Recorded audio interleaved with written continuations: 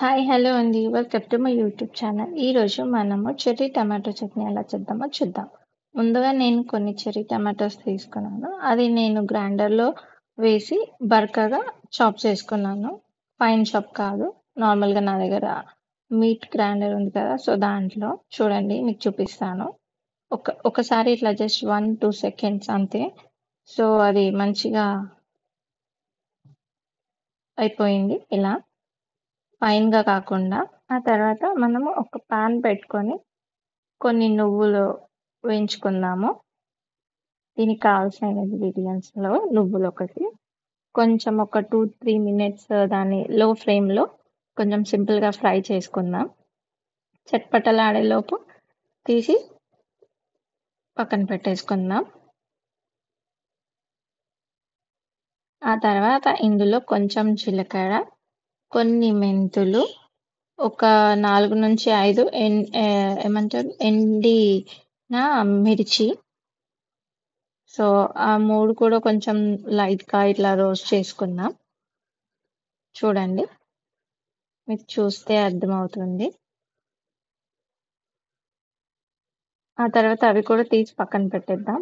ఆ తర్వాత ఏదైతే పాన్‌లో అదే పాన్‌లో మళ్ళీ ఆయిల్ పోద్దాం. ఆయిల్ పోసి ఆయిల్ కొంచెం హీట్ ఎక్కనిద్దాం. హీట్ ఎక్కినంక ఏదైతే మనం మిక్సీ పట్టి పెట్టామో అది మొత్తం టమాటోది అందులో వేసేద్దాం. చూడండి ఇక్కడ నేను ఫైన్ చేయలే కచ్చపచ్చ లాగానే చేశాను.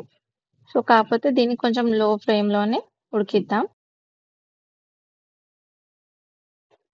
లో ఫ్లేమ్‌లోనే దాన్ని మంచిగా మగ్గనిద్దాం. అందులో కొంచెం సాల్ట్ ఏసేసుకొని ఫస్ట్ ఒక 2, 3 మినిట్స్ కొంచెం పెద్దగా పెట్టుకున్నా పర్లేదు. తర్వాత చిన్నగా చేయండి.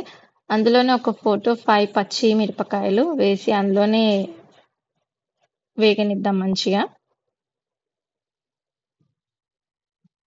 కొంచెం వాటర్ రిలీజ్ అవుతాయి ఆఫ్టర్ సాల్ట్ ఏసినంక. So, no issue. Ah, flame కొంచెం హై పెట్టుకొని మనం దాన్ని మొత్తం దగ్గరికి వచ్చేలాగా చూసుకుందాం. కానీ ట్రస్ట్ మీ చాలా టేస్టీ పచ్చడి. స్పెషల్లీ ఇట్లా చల్ల చల్లగా ఉంటే మాత్రం నేను ఇలా పచ్చళ్ళు ప్రిఫర్ చేస్తాను.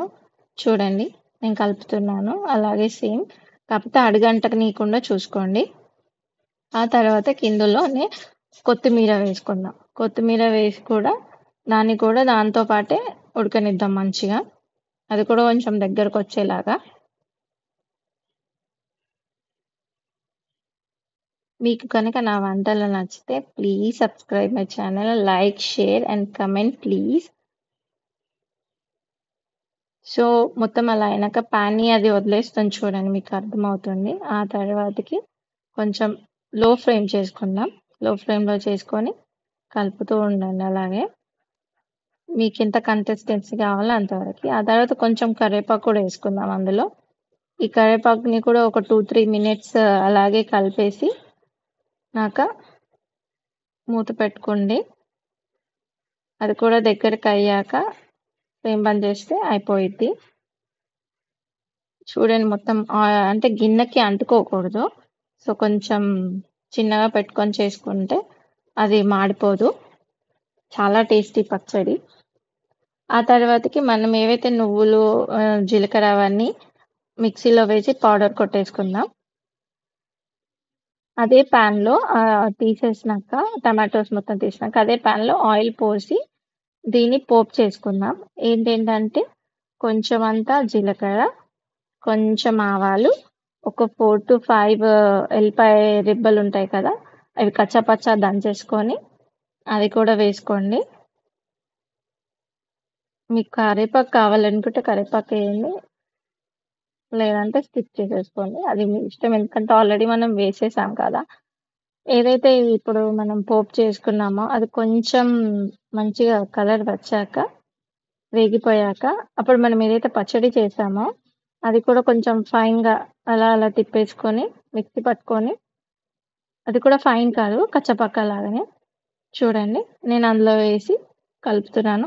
జస్ట్ ఒక 2 సెకండ్స్ అయ్యాక స్టవ్ బంద్ చేసి పక్కన పెట్టేసుకొని వేడి వేడి అన్నంలో మాత్రం సూపర్బ్ టేస్ట్ ఉంటుంది. డెఫినెట్‌గా ట్రై చేయండి. And thanks for watching and please subscribe my channel. Like and share. Thank you for watching.